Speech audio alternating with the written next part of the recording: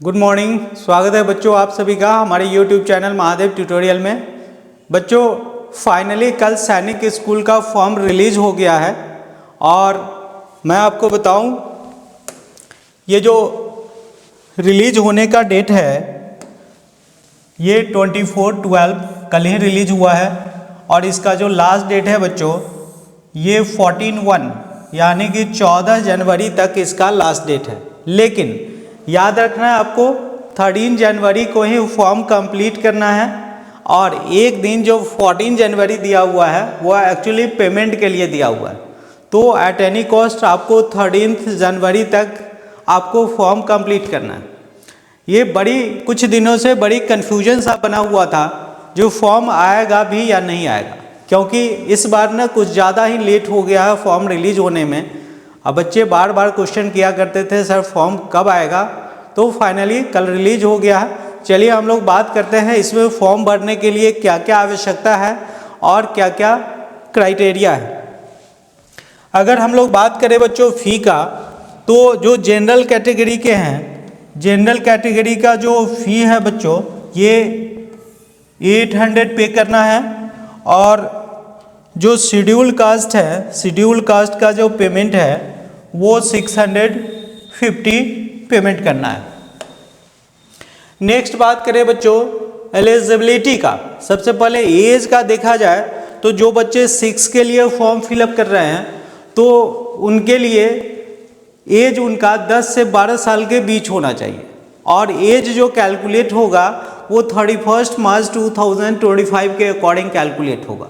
तो आप देखेंगे तो उस बच्चे का एज डेफिनेटली 1 अप्रैल 2013 से लेकर के 31 मार्च 2015 के बीच होना चाहिए, फिर वो फॉर्म फिलअप कर सकते हैं।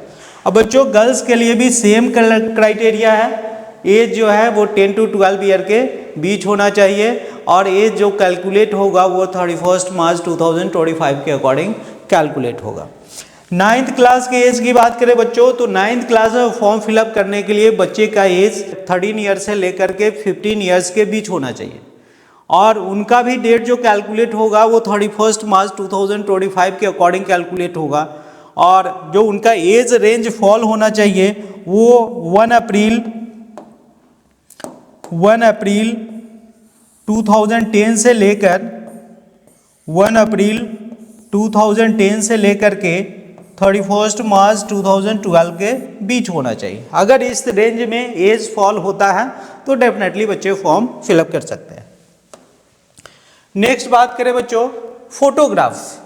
तो जो आप फॉर्म फिलअप करने वक्त जो आपको फोटोग्राफ डालना है बच्चों, फोटोग्राफ जेपीईजी फॉर्मेट में होना चाहिए और ख़ास बात जो फोटोग्राफ है वो निश्चित रूप से नेम कैंडिडेट का होना चाहिए। उस फोटोग्राफ पे कैंडिडेट का नेम होना चाहिए along with date of taking the photograph, यानी कि उस जो आप फोटो अपलोड करेंगे उस पे कैंडिडेट का नेम होना चाहिए और प्लस वो डेट होना चाहिए जिस डेट को आपने फ़ोटो लिया है, ठीक है।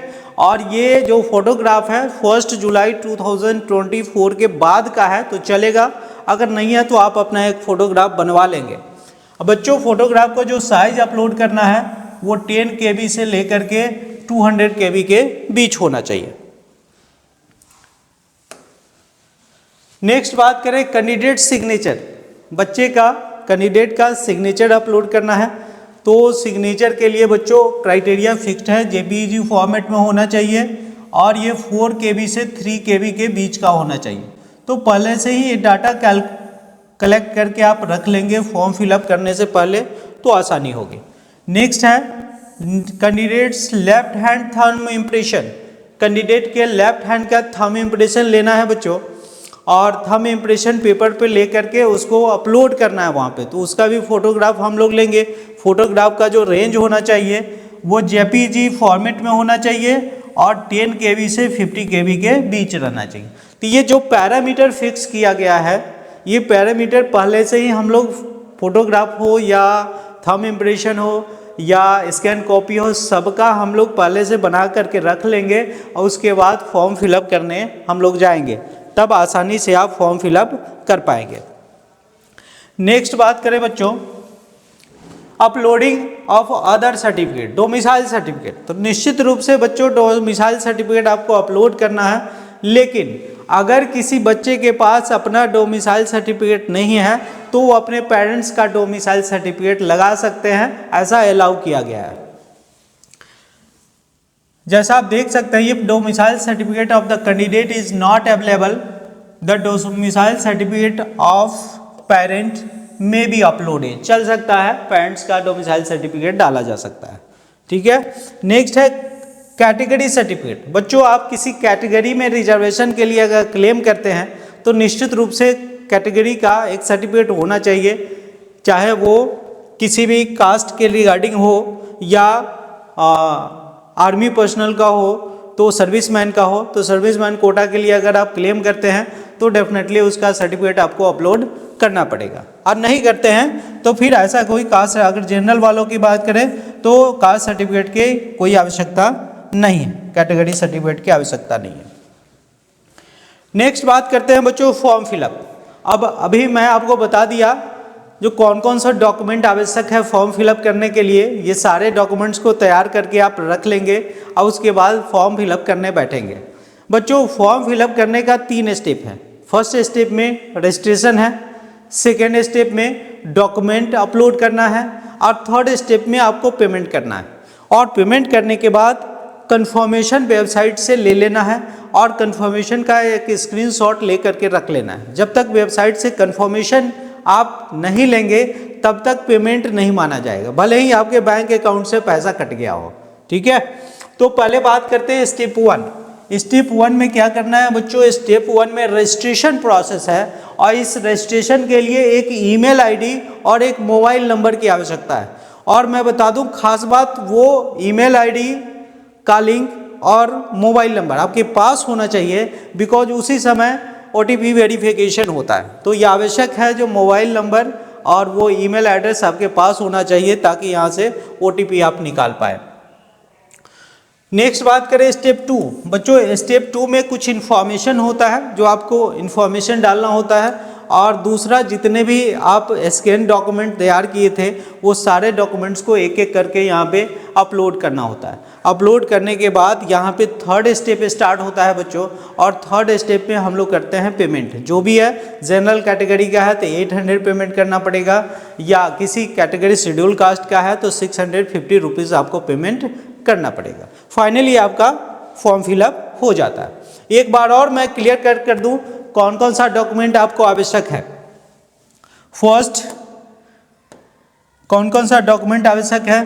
फर्स्ट, कैंडिडेट का सिग्नेचर चाहिए, फाइल साइज 4 KB से 3 KB, फॉर्मेट कौन सा, JPG। कैंडिडेट्स का लेफ्ट हैंड थंब इम्प्रेशन चाहिए, 10 KB से 50 KB का साइज होना चाहिए, और JPG फॉर्मेट में होना चाहिए। इसके बाद date of birth certificate, date of birth certificate चाहिए, वो होगा ही आपके पास।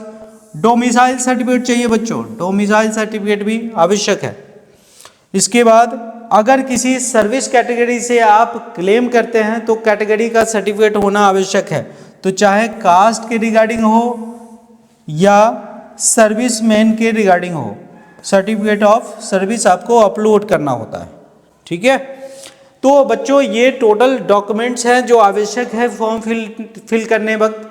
मुझे लगता है आप अच्छे से समझ गए होंगे, और फॉर्म भरे तो सावधानी से भरें, क्योंकि बच्चों इसमें वंस आपने फॉर्म फिलअप करके सबमिट कर दिया तो कुछ ही डाटा है जिसे चेंज किया जा सकता है, फिर दोबारा आप सभी को चेंज नहीं कर पाएंगे।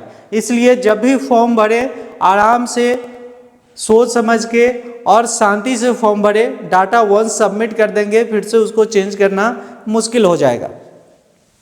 चलिए नेक्स्ट बात करते हैं हम लोग for 6th class. 6th class के बच्चों के लिए जो एग्ज़ाम पैटर्न होता है बच्चों, ये 125 क्वेश्चन होते हैं, और सारे क्वेश्चन ऑब्जेक्टिव टाइप होते हैं। तो इसमें 125 में 50 क्वेश्चन सिर्फ मैथमेटिक्स का होता है, और ये मैथमेटिक्स का एक क्वेश्चन 3 मार्क्स का होता है। तो टोटल आप देखेंगे बच्चों तो 150 मार्क्स का, ये 150 मार्क्स का सिर्फ मैथमेटिक्स ही होता है इसमें। और बाकी का जो 3 सब्जेक्ट है, चाहे वो लैंग्वेज हो, इंटेलिजेंस हो या आप रीजनिंग की बात करें, जनरल नॉलेज की बात करें, तो ये तीनों आपका हो जाता है 25 क्वेश्चन और सभी का 2 मार्क्स का प्रत्येक क्वेश्चन होता है। तो टोटल वैल्यू जो होता है क्वेश्चन का, ये 300 मार्क्स का एग्जाम होता है, जिसमें मैथ्स एक इम्पॉर्टेंट रोल प्ले करता है। मैथ्स का अकेला 150 मार्क्स होता है। तो आप इंश्योर करेंगे मैथ्स का स्कोर आपका बढ़िया होना चाहिए। नेक्स्ट बात करें बच्चों 9th क्लास के लिए, 9th क्लास का पैटर्न आप देखेंगे तो इसका भी मैथमेटिक्स है, इंटेलिजेंस है, इंग्लिश है, जनरल नॉलेज है, सोशल साइंस है। लेकिन इसका भी मैथमेटिक्स बच्चों, अकेले मैथमेटिक्स 50 क्वेश्चन होता है और इसका एक क्वेश्चन 4 मार्क्स का होता है। तो आप देखेंगे 200 मार्क्स का सिर्फ मैथमेटिक्स होता है और बाकी अदर जो सब्जेक्ट हैं, सोशल साइंस है, जनरल साइंस है, इंटेलिजेंस है, इंग्लिश है, सबका 2 मार्क्स का क्वेश्चन होता है और 50 मार्क्स का पेपर है। तो ये टोटल 400 मार्क्स का एग्ज़ाम होता है। टाइम की बात करें बच्चों, 6th क्लास का जो एग्ज़ाम होगा वो 2.5 घंटे का होगा और जो 9th क्लास का एग्ज़ाम होगा वो 3 घंटे का समय दिया जाता है बच्चों को कंप्लीट करने के लिए। तो मुझे लगता है बच्चों जो इन्फॉर्मेशन आपके लिए ज़रूरत था मैंने डिलीवर कर दिया है आपके सामने, और कुछ भी कोई डाउट हो तो निश्चित रूप से कमेंट करके आप बताएंगे, मैं कोशिश करूँगा उसको मैं सॉर्ट आउट कर दूँ। ठीक है, थैंक यू फॉर वॉचिंग।